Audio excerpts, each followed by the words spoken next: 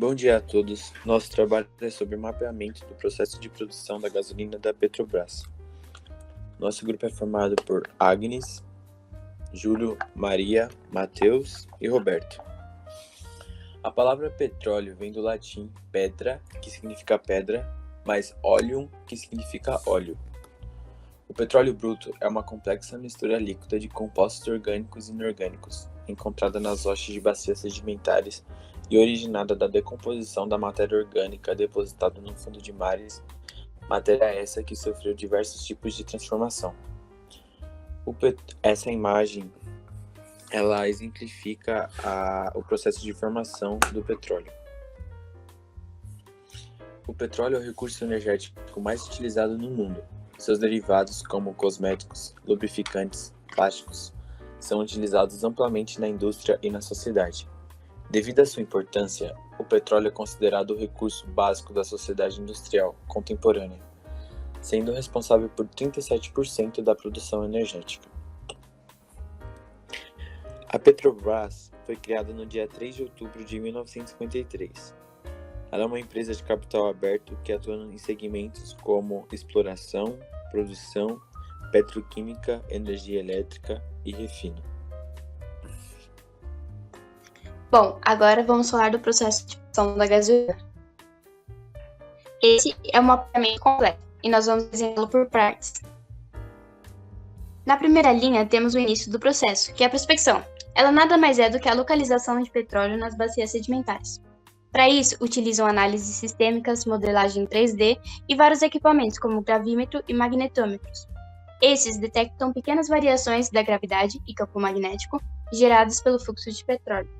Também são usados sniffers, que são farejadores eletrônicos. Além disso, também são utilizados sismólogos, que é um método de gerar um grande impulso de energia na rocha a fim de medir o impulso refletido. Bom, para gerar esse abalo, eles podem usar canhões de ar comprimido, cargas explosivas e caminhões impactadores. Depois, é a etapa de perfuração. Eles marcam a terra por coordenadas de GPS ou boias, instalam torres de perfuração ou plataformas marítimas. Se realmente existir petróleo, são feitos cálculos para saber se tem viabilidade econômica. Caso não, o processo para por aí. Mas se sim, o processo continua com a construção de grandes instalações. Após a perfuração, o petróleo é extraído. Utilizando de tubulações, ele é estocado em um enorme navio que funciona como um armazém, fixado por correntes a cerca de 2 km da plataforma. Uma vez por semana, um navio menor alivia o estoque e leva o produto para terminais. A exemplo, o terminal de Angra dos Reis, Rio de Janeiro. Através de oleodutos, o petróleo é transportado até as refinarias. No caso de Angra dos Reis, para a refinaria de Duque de Caxias, onde será refinado.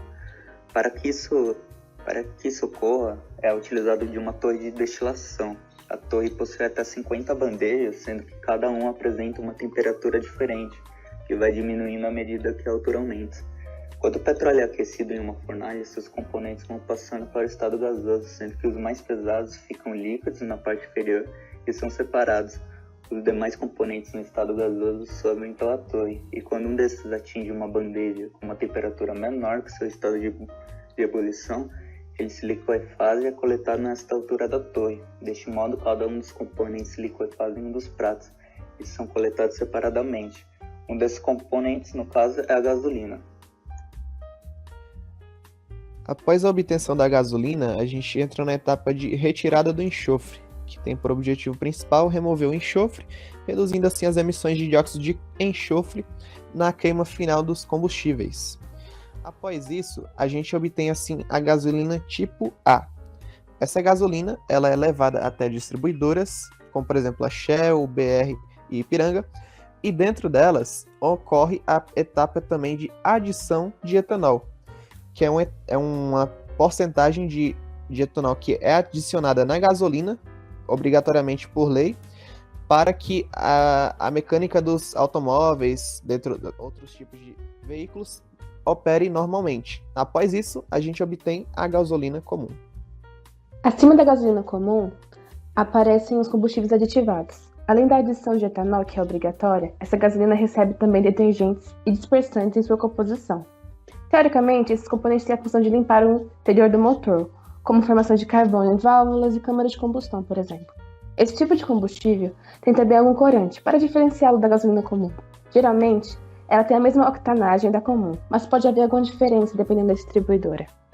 Depois disso, a gasolina comum e a gasolina aditivada são levadas aos postos de abastecimento espalhados pelo país, que são os principais responsáveis pela comercialização da gasolina, chegando até o consumidor final, finalizando assim o processo produtivo da gasolina.